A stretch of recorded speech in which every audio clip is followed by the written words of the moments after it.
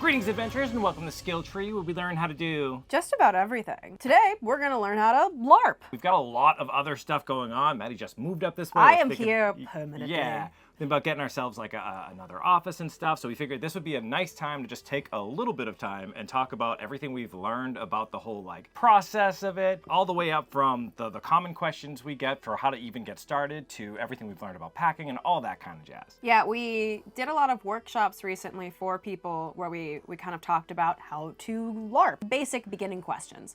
And we realized that that was a question that we kept getting, so we wanted to give some sort of resource to our community for the people who have those questions, because it's obviously out there. Speaking of that resource, so what we've decided to do as we were writing the script, we actually have a script, we're trying to be organized this time, but as we were writing that, we realized that there is just so much depth we can go into on each one of these, and this would be a way too long of a video. So what we decided was to actually make you a resource that you can use to actually like know what you should be packing, understanding the things that are going to make your life easier, all in one space that you can use to supplement this video. So that's going to be down in the description below. We have a lot of thoughts. It turns out we kind of transitioned from new to experienced LARPers relatively quickly and didn't realize it. Yeah, so grab a drink, get ready to sit with us while we learn how to go on an adventure. A LARP is basically like you are telling a story with a group of other people, right? It is a spot where you go and you are adopting a persona, some sort of a character, not unlike you do with D&D, right? You're doing a role play game. The difference is, rather than it being something you say like, I'm gonna do this thing, and then you roll a dice to see if you can do it, you have to actually show you can do it in person, IRL, right? And that's the biggest difference, is this face-to-face, you're in costume or garb or kit or whatever you want to call it, and you are trying to make these things happen, and together, which is the very important part, you are telling a story together, and I think we'll cover that more when it comes to like expectations of when you go, but it is very much this kind of play to lift, you're all telling this one big story together. It is live action roleplay. Right. You said that way more succinctly than I am. It is live action roleplay. It is roleplay you do. Look at me pad that runtime. In the midst of all of this, there are just infinite amount of genres, which we're not really gonna go into because, like I said, there are infinite amounts of them. Yeah. So instead, we're gonna touch on kind of 3 different keywords of different types of LARPs, mostly because they change how you prepare for them. And that is a parlor LARP, a festival LARP, and a camping LARP. And those can overlap as well. So a parlor LARP is generally a LARP that you go to for like a night. You don't stay there multiple days, you show up for a night, you have an experience, and you leave. Sometimes they're like murder mysteries or like a dinner party or something like that. A festival LARP it's gotten to a certain size where the story becomes a less focused, like it becomes more vague, and a lot more like player-led games and stuff start happening. Think of it more like an open world, and in the middle you have the camping LARP, which technically can describe any LARP that you go camping at. We call that out simply because of how much more logistical effort you have to put into to go to a camping LARP versus like a parlor LARP that you stay at a hotel for a day. For our purposes, it's more so as we're explaining like how you prep for these things and whatever, it's nice to separate these a little bit, because one, like the camping one, is going to take a lot more prep than something that's more like a casual murder mystery. All right, so that brings us to our first kind of biggest question that we get a lot whenever we're talking about this subject, is how do I even find a LARP in the first place, right? Like, you're very seldom are you just out in the world and you see a bunch of people dressed up in a field doing stuff where you can just kind of jump in. So there are a lot of different ways to do this, obviously. You know, one of them being online resources. I think it's larpfinder.com. Yeah, there's a few different websites that have tried to kind of collate all the different LARPs. So you can do that. Just kind of getting in touch with other people who are in that community is a really good way to go about that too. A lot of times the LARPs that are in the world aren't really listed in ways that you can find them easily, but the people who go to them know them. The LARP community is very tight-knit, and a lot of times they talk to each other. Like, our first LARP was a LARP that we didn't know about, but then we were invited to. Right. And it just comes down to kind of getting yourself into the LARP community, which you can do by going to like smaller local LARPs that you can find typically on like Facebook groups, or like you just Google LARPs around you.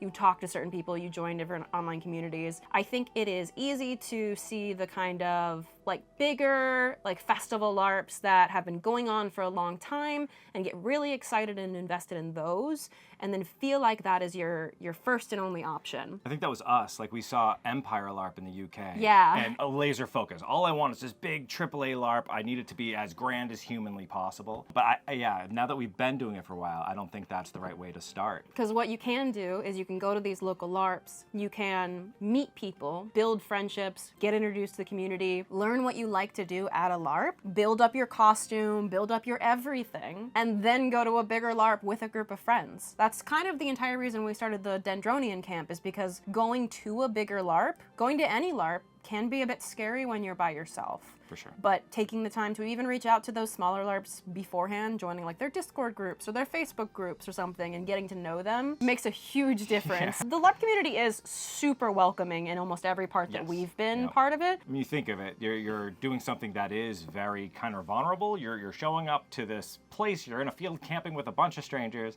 and you're playing pretend the whole time. Like, every part of that means everybody there has to be very accepting of fun ideas and kind of off-the-wall stuff. So yeah, it is, but it is very hard to get your brain into that space and to let yourself relax into it. So starting with a smaller group, I think, is definitely an easier time. It's also much less of an investment to just buy a ticket and a plane ticket and go with some friends to that bigger LARP than to suddenly have to buy everything all at once and then go to a LARP that maybe you just don't know anyone at. Especially when you don't know that half the stuff you bought is the gameplay you like. Yeah, and we'll definitely get into that soon too. I did want to touch on, because you're mentioning going with a group of people or whatever, and really, like, that is the thing that matters the most at a LARP is the game you play with other people, because we said it is a communal kind of storytelling, right? So even with those big LARPs that happen, they're really cool for the big set pieces, right? They're like a high budget movie where you go into a battlefield and there's like 10,000 people fighting, like, that's cool. But at the end of it, the vast majority of the story that happens and the fun that has happened, at least for me, has been with just the group of people around you, and you're all making story together. And even though, like, when we're at Conquest, we're in a field with 13,000 people, I probably play with like 10 or 20 of them. Starting with a smaller LARP, you're not going to be missing the thing that makes LARP magical, which is that kind of smaller group telling a story together. Yeah, I mean, I can't really think of the smaller LARPs that we've been to being any less immersive than the bigger LARPs that we've been to. Like, the stories were just as impactful. For sure. Like, sure, maybe the costumes are a little bit less put together and they're just isn't as big as set pieces, but once you're in the game, you really don't notice. Not at all, no. Okay, so now we've covered kind of the different sizes that the buckets we're putting them in. I'm sure there's going to be people in the comments section that are like, I think there are this many. Try to make it simple. We get you. There is a large gradient here. But then, like, just we kind of touched on it a little bit earlier, but there are also a lot of different genres within this, and we're trying to build a framework going forward that should be able to apply to any one of them. All of these things are clearly very different settings, but you're basically skinning it differently, and some of the stuff that's going to happen to you there is different, but the way you prepare for them is going to be pretty much the same. So, as far as preparing for it, you found yourself a LARP, right? Congratulations. Now what? Like, are you Hardest part over. Hardest part over. So next thing that people seem to stress out about a lot is like the actual making of a character. Like, who am I going to be at this LARP and all that. Honestly, like, from my own experience of doing it the wrong way, which I would say wrong way very softly. Like, we still had fun. Yeah. It's just a thing of you can save effort and stress and money.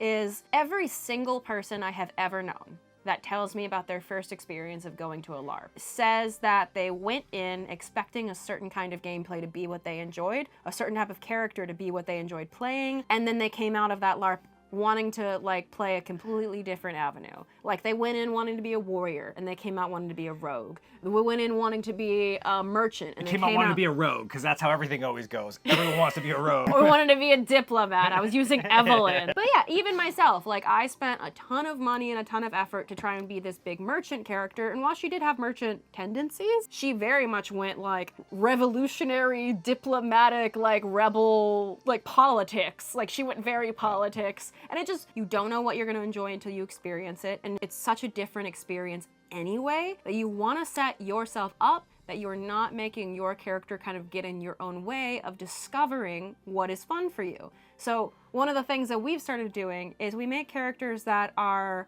you can have a character that has a certain backstory or whatever, but it's easy if you set them up in a way that they're kind of like in between things, or they're in a place where they can go any direction. Like, you are a soldier or a mercenary that just finished their latest deployment or contract. You're in this place where, sure, you've spent your life doing fighting, and maybe you'll try it, but who knows? Maybe being a rogue calls to you now. Yeah, maybe I want to be a bard. I'm tired of causing bloodshed and sadness. Maybe I want to try to make, you can at least have that little wiggle room. And I think we talked about it when we were discussing this too really fast. There's also the thought of maybe that particular game doesn't even offer the kind of gameplay that you're thinking you're going to go into. I know there was some frustration where we tried to go in and play like a really political game, but nobody else really was down with the political game as much, Or right? like there wasn't an economy and I wanted to be a merchant. Right. So in that case, you could just kind of cross your arms and be like, no, I'm the main character, play my game. But if it's not there, it's not there. So being able to be a little bit agile, especially with that first one, just makes it so you're going to have a better time. And full stop, this is about having fun no matter what. This is about having fun. If you're not having fun, then you're doing it wrong. So make sure you're having fun. Yeah, well, like using the rogue, for example. Every single game that we've gone to, the rogue game usually exists, but it feels different. Like there's a different flavor to it just because of how it works in that game. Right. There are some that I would want to be involved in and some that just aren't my flavor. And I don't want to so heavily invest time and money and expectations into a character and then get there and then pass up on other gameplay that seems fun because I'm so convinced that this is the direction I want to go, or I've written my character that it doesn't make sense for me to be anything else. Even when it comes to your character's personality and stuff like that, you want to give yourself space to be a little bit of a John Doe, that you can grow in the direction that feels right to you. Speaking of realistic expectations, this kind of goes part and parcel the same way when it comes to building your first outfit, right? Like building your costume. One, again, leaving yourself a little bit of room. Like if you come in all blacks with, you know, little bags everywhere and knives everywhere, like I am rogue, and you decide that you wanted to be like a wizard or a merchant or something, like you are pot committed into like nobody's gonna trust this particular diplomat with knives all over him and stuff, right? Kind of a badass diplomat, how depending on how you play it. Diplomatic with a knife. Everything is diplomacy, just the kind. If you're brave enough. If you're everything is diplomacy if you're brave enough. But yeah, the other thing to think about though, aside from just how you style that clothing, is you being actually physically comfortable in that clothing. Remember, you're going to be wearing this in all types of weather because LARPs mostly, unless you're doing like a parlor LARP or something, take place outside. So it is going to be hot or it is going to rain. You're going to be walking just more than I've ever walked in my entire life. Crazy. Because there's so much to do in so many places. Yeah. So one of the best things to do is whatever you decide to do as far as your outfit, wear it before the LARP. Walk around in it, feel out your pants, make sure they're not rubbing funny. I had that problem playing Gareth once, and like way too much information for y'all, but like the inside of my thigh from walking around all day because of the pants I was wearing was fire. There's whole times where I just like look like I'm being cool and roguish in the corner sitting still because to move was agony. Don't do that to yourself. Check it out. And especially wear your boots or your shoes. Like you have to wear those. I know that was a leading topic because I have a lot to say about shoes. I touched on earlier about not over-investing into certain types of gameplay when you don't know if you're going to enjoy it or not. Instead, I recommend that you take all of that money that you are going to invest into like a quill set that you can write in character. Just get golf pencils because that's what you're going to end up using. No one has time to stop and write with a quill when you're at a LARP, but you know what you do need is to take all that money and put it toward your shoes. So the very first LARP I went to, I got thrift store shoes and the soles, they were leaking the entire time. The soles ripped off in the final combat. Like it was a mess. They were cute and they matched my character, but they were a mess.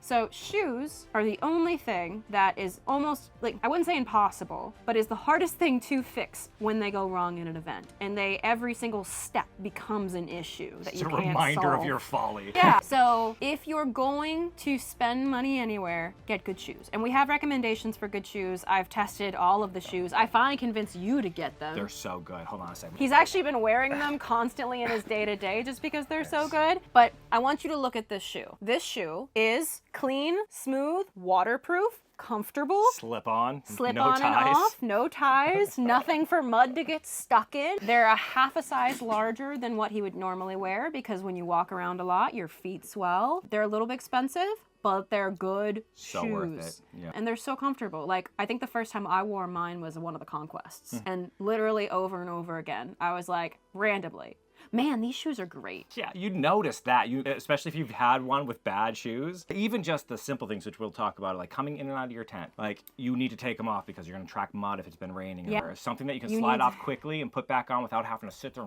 and tie it again. It's huge. Or like you get to the end of the event and you don't realize how much mud gets on your shoes when you're walking around outside all day and it just rained once. You have to clean all of those laces or buckles or anything that mud got in. Not with these shoes. Nightmares, yeah. They're also Invest in the super shoes. low low-key. They're nice enough that they fit any character, but they're also low-key enough that you can dress them up into almost any look. We are not sponsored by these boots. Only, we've just had super bad shoes before, and these are the best we found. And they're so waterproof. It's amazing. I can put my whole foot in water, which would have been useful in Muddadia. You know, but I will say too, though, make sure you have like a backup set of shoes no matter what, because you never know, something might happen to yours if they get wet. You do not want to be walking around in wet shoes. Having something, even if they're out of character, there's a typical LARP saying that in time ends at the ankles, because everybody understands your feet need to be comfortable and safe and dry and all that. I can't remember. I want you to look me in the eyes when I say I can't remember what anyone's shoes looked like ever at a LARP. Nope. So when you're trying to convince yourself to get these really fancy medieval shoes that have no actual support and aren't waterproof so that you can spend a week walking around a field with no access to other shoes, I don't remember what anyone's shoes look like. No. Not at all. No one's going to care what your shoes look like, but you're going to care if you're comfortable. Yeah, that's one of our biggest takeaways. I feel like we spent the most time on this bit, but honestly, it makes the biggest difference. You can fix almost any problem. Like, the LARP community will take care of you. Your pants rip, your shirt, you get covered in mud. Like, I've had all those problems. The only ones I've never been able to solve at a LARP is my shoes. And they'll rip your feet apart. You won't have fun doing anything. Terrible time. Terrible time. So speaking of terrible times and the way to prepare yourself to deal with like kind of those inevitabilities, being able to prepare yourself with a realistic expectation of the physicality and the environment of it. Yeah, that's kind of a big thing. You know, if you are like, honestly, us, like most of our work takes place sedentary, right? We sit all day. Sometimes on a yoga ball. You know, there is a lot of physicality that goes along with a LARP, where you're going to be walking around a lot, you're going to be running. If you want your character to be a big warrior who wants to fight and stuff, like, have you worn that armor? Have you worn it in the sun? Have you tried to run around in it? Do you have the physicality that can support that safely? You'll have a better time if you start planning kind of what you want to do there around what you can actually physically pull off. She's very night blind, so any like roguish in the night activities probably not gonna be a lot of fun for her, because she's gonna be fishing around the whole time, right? Just be really honest with yourself, what your expectations are. If you want to push yourself, I think it's a fantastic motivator where you're like, no, I can represent this type of thing correctly. I think that's a really cool motivator for sure. But yeah, just be realistic about what you are able to do. If you're not able to get up and run a mile, don't be a character who's gonna have to get up and run a mile in the sun, right? And a good thing to keep in mind is just, if you just start going for walks, like, it doesn't even have to be the deciding point of if you play a different type of character or not. You're gonna be outside anyway. So going for walks, short walks, a month before the event, every other day. It gets your body used to being on your feet. It's just not something that a lot of people do in their day-to-day, so it can catch you off guard when you're doing it, even if you think you're in shape. Right. Like, he's in shape, and he still gets wrecked if he does not take time to just gear your body up for being on your feet and in the sun. Yep. Your body gets used to being in the heat, then you're not sweating and awful the whole time. Yeah, going to the gym for like an hour every morning is totally different than like going back and forth uphill. I feel like an old person would be like, oh, when I was a kid, I'd have to go uphill both ways. But like, yeah, man, even LARPs where it's just like, you're just walking around and talking to people. Like, I get sore and awful if I don't take the time to walk around. And then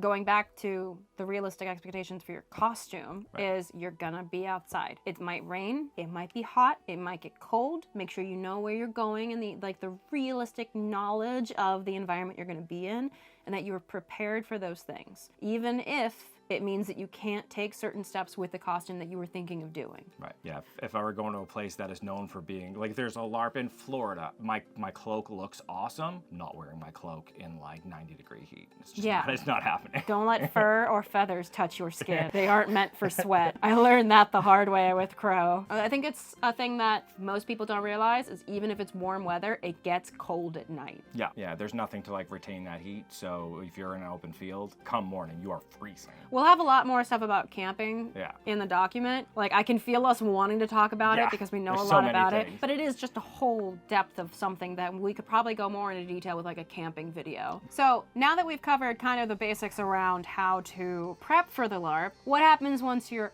at the LARP? Well, there's a lot that has to do with taking care of yourself. It's very easy to get lost in the sauce of just playing the game. It genuinely does pull you in super hard, no matter what size of LARP you're at or what type of game you're playing. You get pulled in and you want to play everything all the time. But you have to remember that you're not used to being on your feet in the sun, going around talking to people all day long. and you have to set times and places to take care of yourself physically, or else you're gonna wear yourself out by the end of the game, which is when most of the big stuff is happening anyway. Yeah, I know my biggest issue that I have is I forget to like eat and drink while I'm out and about.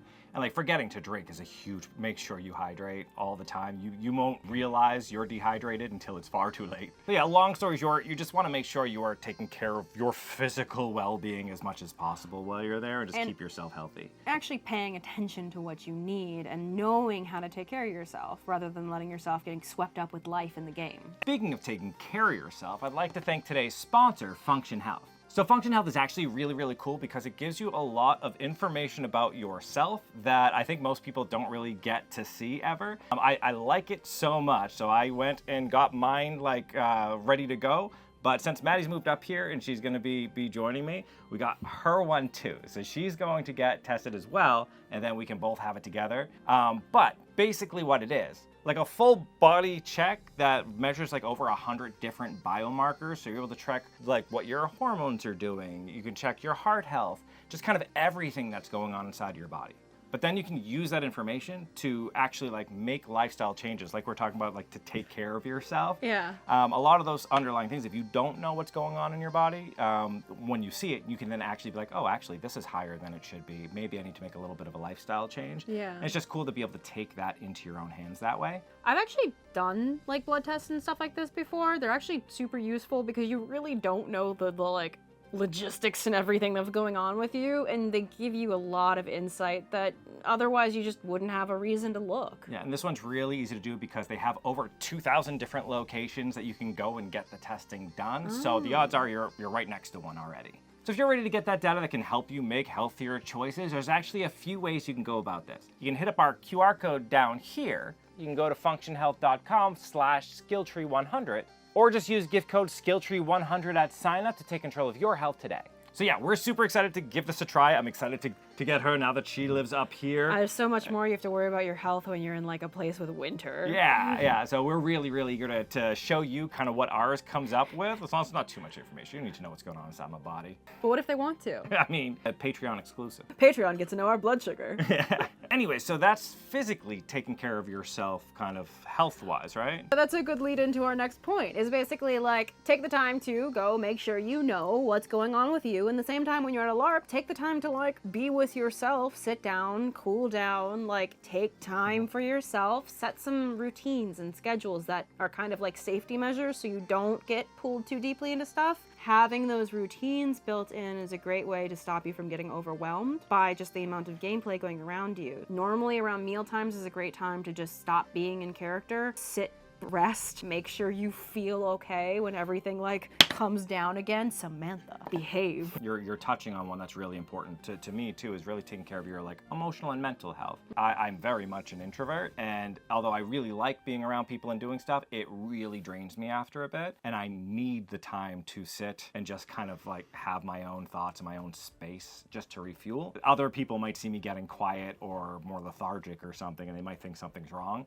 I just need like a moment. Yeah, sometimes it's hard to realize that you're thirsty, that you're emotionally overwhelmed, that you're anything when you're in the moment. So taking the time to take time for yourself and pay attention to yourself. Well, I think equally important too is knowing your own limitations when it comes to other people too, because you are role playing with other people and they might touch on things that you feel very sensitive about. So just knowing that it is okay for you just to be like, I'm not really interested in this kind of play right now, and walk away from it. We talked about the LARP community being very accepting. You have to realize that everybody is being vulnerable here. So there is a very large, like everyone wants to have fun and everyone wants the people they're playing with to have fun. You're helping both you and them by making sure that what you're doing is comfortable for you. Right. Because they don't want to make you uncomfortable. And honestly, like I've had people come up after and tell me that like this got a little too intense for me and it made me feel bad. I'm like, it makes me feel bad now. Yeah. And I wish they had told me in the moment because I don't want to make anyone feel bad. You feel like you did something bad to somebody else and you're like, ooh, that's a bad feeling for me too. That's a like, bad that's not, feeling. I don't want like that. you are responsible for your own safety in these moments, and when you're role playing, no one can tell if you're role playing being upset or if you're actually upset. So you have to guard that sanctity of role play. It's perfectly acceptable if at any point in time you feel uncomfortable about a thing, you don't want to go do a thing because it's at night and it's dangerous and you just don't feel like you'd be safe in the woods by yourself or whatever. Or you just want to dial it down yeah, a little bit. It's perfectly fine to be like, I'm good. We're fine here. And everyone will basically understand. In character, they might be like, no, come on, we got to. But if you're like, no, out of character, I don't want to do it. They'll be like, oh, yeah, sure, right? And if they don't, they aren't good friends and you need to walk away. Yeah, then you shouldn't be role-playing with them Yeah. because they're not a good people to role-play with. Yeah. Randomly tapped on the end of that because I skipped it earlier. Try to make sure your tent or the space that you're in is organized and clean, because there's nothing worse than being a mess in the morning in a tent where it's already difficult to kind of find the stuff and get ready, or being at night when you're tired and trying to come back and get ready for bed and then things are just a mess. Yeah, that can play into like emotionally too. You go into like this messy space. And you just like, I don't care, and you just flop over, you sleep uncomfortable, like you never did find the thing that helps you breathe at night. Like that has always been a thing that wrecks us a bit, especially since we tend to be part of like the running of things, so we're wrapped up in stuff. In our document, we cover some of the things that we found that make keeping your tent organized a lot easier. Some of those things, like we have little under bed bins that are just so mint. Those little, good. Those little cloth boxes that you put in shelves that fold flat, because you can pack them great. super easy, like 6 of them, and they take up this amount of space. And then you just unfold them and put them underneath your cot. Chef's kiss. Gorgeous. Yeah, 100%. We'll have more in the thing now. Oh yeah, I cannot emphasize enough how much we had to cut from this script just to keep it a reasonable amount of time. Much. Yeah, speaking of, we'll start rounding the bend let's here. come back from that. All right, so you're coming back from this LARP, right? It's time to you finished your adventure and you're done. What now? Because this is an important part of LARPing too. The biggest advice we can give is that,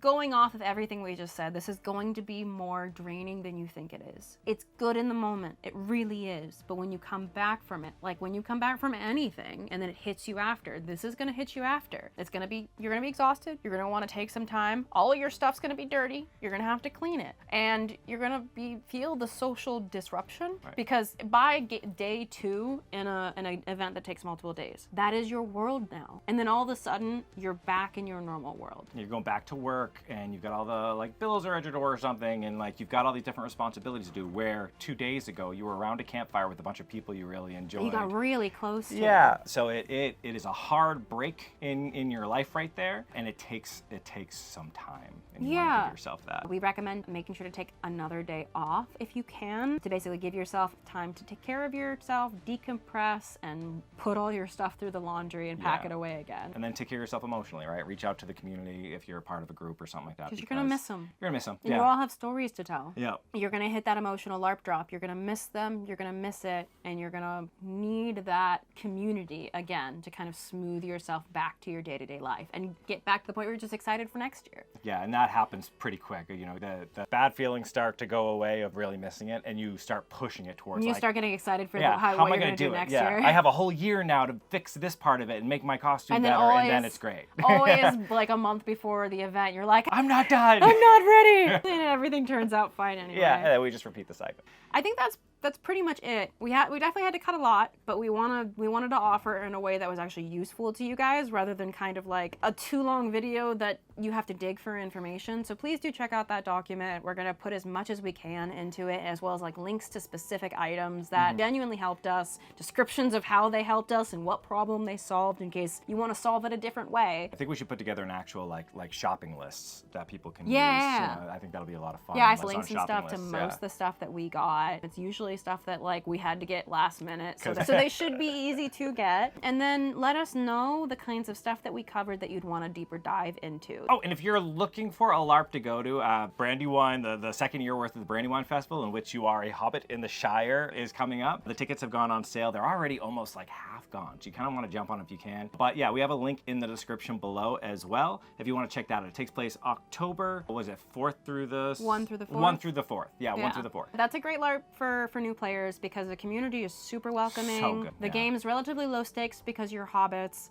and the costume is easier to put together than a medieval LARP because it's geared more towards stuff that you can generally find. Yeah, and you got like a whole year to put something together. So Yeah. if you wanted to try one out, We can include our we had to put together a how to make a costume fast for a lot of our friends. Here. We'll include that in the document, actually. Actually, yeah, we have a document. I was like, and if you want to be a hobbit. Yeah, here's everything we wore. It turned out great. Like everybody wore our thing. It was neat. Called it Our family. little friend group. Yeah. So yeah, anyways, I really hope you enjoyed this content. If there's things you think should be in this sheet that we're putting together, do leave down in the comment section. We can edit it. Yeah, we can edit it, and we'd like it to be Addendums. as useful for you as humanly possible. This is a tool for you and for any new LARPers who are coming up. You know, hopefully making that transition easier and getting more people into this really, really fun hobby. It's so much fun. It's genuinely done really great things for our life. I think so. everyone should do it at least once in their life. Like, it's Yeah. such a different experience. Yeah, and for most people who are kind of on the fence and like, I don't know if that's really for me, like if you could see yourself doing a murder mystery dinner, which most people can do and have done, I don't think a lot of people realize that that's basically a LARP. That is LARP. It's a LARP, pure LARP. I LARP every day. Yeah, man. I pretend to be a functional human being. Yep, if you get dressed in if you dress differently for a different thing you're going to, like you wear a suit to go to business or to go to a special event or whatever, like you're basically role-playing a more put-together human being for that moment, right? Now imagine you get to choose who you are. Yeah, that's LARPing. That's all it LARPing. is. Yeah, it's easy to get into, easier than you think, and then once you're there, it feels way better than It takes you'd you. assume. It takes you, yeah. If you did like what we did here today, why don't you give us some of that like and love, and don't forget to subscribe so you know so you know when we release new content. I was going way too fast. It's like when you start running downhill and you lose your feet. The sub button, you know what I'm talking about. And keep an eye out, because now that I'm here, we can actually grow the channel and really, Yes, like, we have plans. we have so many plans for basically, I think, starting next year. Yep. We're gonna take the rest of this year to like secretly build up in the background. So let us know anything that you'd like to see in the channel in the future. Yep. In the meantime, though, Keep leveling up, you. you made it to the end screen. YouTube loves it when you do that. It's a fantastic way to support this channel. Another fantastic way to support this channel is by joining these people's noble ranks. These are our Patreon members, and we can't do any of this without them. It's because of them we're able to go on these fun trips and make everything that we make on this channel. Giant shout out to our Grandmaster tier Patreon members, Froggy and Dragon Designs. If you like what we do here and want to support us, consider joining our Patreon, link in the description below. Otherwise, you can check out one of these videos that YouTube thinks you'd like, and that helps out a lot too. All right, time to prepare for our next adventure. We're going winter camping. Oh God.